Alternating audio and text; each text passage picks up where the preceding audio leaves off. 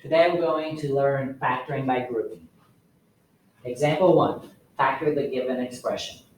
Our first step, like we saw yesterday, is to look for a greatest common factor. Is there a number or a letter that goes into all 4 of these terms? No, there isn't. Now, let's see, how many terms do we got? 1, 2, 3, 4.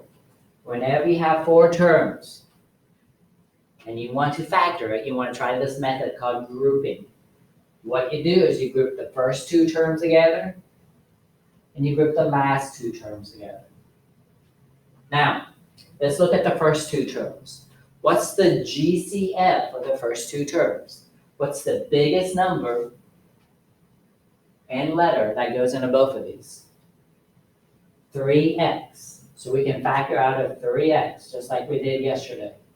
So now I'm going to ask myself, what times 3x gives me 6x squared? 2x. What times 3x gives me 3xy? Just y. So the first 2 terms factor like that. Now we're going to look at the last 2 terms. What's the greatest common factor of the last 2 terms? What's the biggest number that goes into both of these? 5. So we can factor out of 5. So we're going to put plus 5 here. And now we're going to ask ourselves, what times 5 gives us 10x? 2x. What times 5 gives us 5y? Just y. If you notice here, I did it in 2 colors. I did it in red and black. If you notice the things in black, they match. That's what's supposed to happen. This quantity here matches this quantity. So the last step to factoring by grouping is to combine these together since they're like terms. So our final answer will be the quantity 3x plus 5 times the quantity 2x plus y. These are the factors of this. If you FOIL these out and multiply these 2 expressions together, you're going to end up with what you started with. So here are our factors. All right, we're going to try some more examples. Example 2, factor the given expression. Again, the first step always is to look for the greatest common factor. Is there a number or letter that goes into all 4 of these terms? No, there isn't. So we can't pull out no GCF. So how many terms do we got? 4. So whenever you got 4 terms, you're going to group the first 2, and then you're going to group the last 2. When you group the last 2, make sure you, on your third term, whatever sign's in front of that, include that inside your grouping there. All right, so just like we did on example 1, we're going to look at our first 2 terms.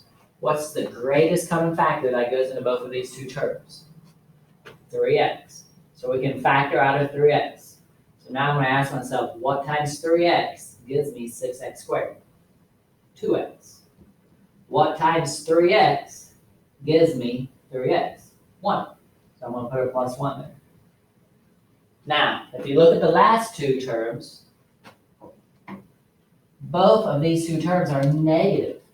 So when they're both negative, what you want to do, you want to pull out a negative GCF.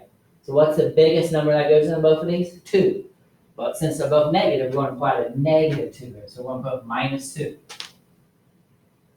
So now I'm going to ask myself, what times minus 2 gives me negative 4x? Positive 2x. What times negative 2 gives me negative 2? Positive 1. And again, just like on example 1, when you do grouping, what you have inside your grouping, inside your parentheses here, should match. If they don't match, you can't do grouping on it, or you made a mistake. You see, they're both 2x plus 1. So now, what we're going to do is we're going to combine these two parts together here. So we end up with the quantity 3x minus 2 times the quantity 2x plus 1. Those are the factors of that expression that we started with. Okay, example 3. I know you guys are getting excited now. Factor the given expression. Okay, look for a GCF. Is there a number or a letter that goes into all 4 of these terms?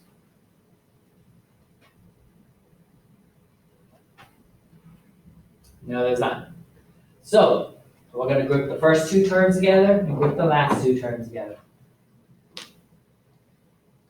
Again, when you group the last 2, make sure you include that on that third term, your whatever sign in there inside your grouping symbols. So let's look at the first 2. I'm looking for the greatest common factor here. The biggest number, the biggest letter, or a combination of both that goes into both of these. So the biggest thing that goes into both of these is 3x. So we can factor out a 3x. So what times 3x gives you 6x squared? 2x. What times 3x gives you negative 15x? Negative 5. All right, we're going to do the same thing on the last 2. What's the biggest number that goes into both 8x and 20? 4. So we're going to put a plus 4 here. So what times positive 4 gives me negative 8x? Negative 2x. What times positive 4 gives me negative 20? I mean positive 20. Positive 5, right? Remember, when we do grouping, what we have in our grouping symbols should match. Do these match? No. They don't match. They're close. What we have here is this thing called opposites. This is a positive 2x. This is a negative 2x. This is a negative 5. This is a positive 5. We have opposites. So if this happens, there's a little trick you can do. On the second grouping, what you should have done when you have opposites like we have here, instead of pulling out a positive 4, we should have pulled out a negative 4. So then, if you pull out a negative 4, what times negative 4 gives you negative 8x? Positive 2x. What times negative 4 gives you positive 20? Negative 5. So now it changes the signs. So now they match. So our factors would be the quantity 3x minus 4 times the quantity 2x minus 5. Just here's a thing that you would want to remember. Whenever this third term is a negative number, you're going to have to pull out a negative number there. Whenever the third term is negative, your GCF that you pull out is going to be negative as well. All right, one last example. Be prepared to have your mind blown. Factor the given expression. Okay, remember, I've been saying the first step to factoring is always look for a GCF. Is there a number or letter that goes into all 4 of these terms? There is on this one. So what goes into all 4 of these? 2. So what we're going to have to do is what we did yesterday. We're going to have to factor out the GCF, just like you did on the assignment yesterday. Pull out a 2. So what times 2 gives you 12x squared? 6x squared. What times 2 gives you 6x? 3x. What times 2 gives you 4x? 2x. And then last, what times 2 gives you 2? 1. Okay, so we factor out our GCF. This is our GCF. We pulled it out. Now what we got to do is look inside what we have inside our brackets here. We want to know, can this be factored further? Well, is there a GCF? Is there a number or a letter that goes in all 4 of these? No. But how many terms do we got? 4 terms. So what we're going to do is we're going to do a grouping method. We're going to group the first 2 and group the last 2. That 2 that we pulled out at the very beginning, we're just going to keep bringing it down in the problem. Now, I'm gonna look at the first two terms here. What goes into both of these two terms? 3x.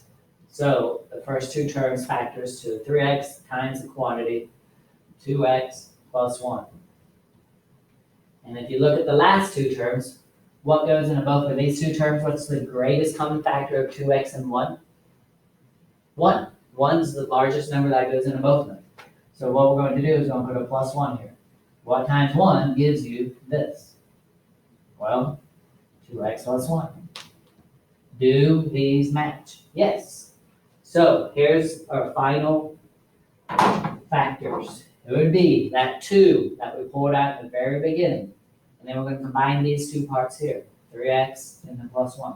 So it's 2 times the quantity, 3x plus 1, times the things that match here, the quantity, 2x plus 1.